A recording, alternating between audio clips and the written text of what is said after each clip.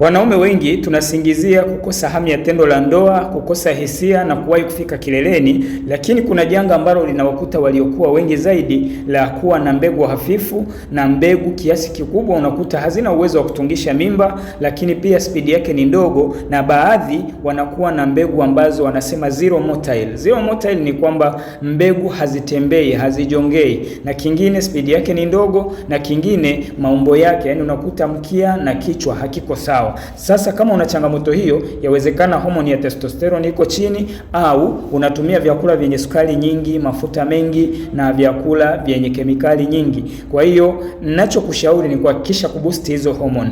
Jambo la kwanza, unatakiwa kupata mwongozo wa lishe. Hii ni wiki ambayo tunaendelea na mwongozo wa lishe wa kuimarisha afya ya uzazi wa mwanamke na mwanaume. Hakikisha wewe mwanaume unajiunga kwenye grupu kupata elimu hiyo. Jambo la pili, leo tumeanza challenge ya siku 30 ya kuimarisha uzazi wa mwanamke na mwanaume. Kwa hiyo ili kuondokana na hiyo changamoto, tunatakiwa pia kuhakikisha asubuhi tunatumia CPE Natural Ceutical na Omega 3, alafu jioni tunapata Andro-T. Ndio hii hapa, bado na yenyewe iko kwenye package ya Omega 3. Tunatoa siri kwa sababu tunaenda kuanza siku ya kwanza leo.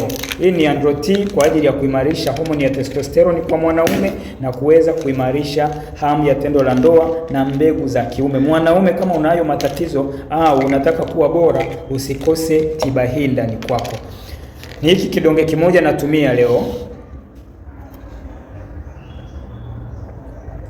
Kopo moja la Andro-T ni shilingi 90,000, ila package nzima ni shilingi 297 kwa mwanaume, ambayo ina package zote au bidhaa zote tatu. Nitafute WhatsApp kuanza dozi hii na komenti neno niunge kujiunga na grupu letu la mafunzo ya uzazi kwa mfumo wa lishe bure.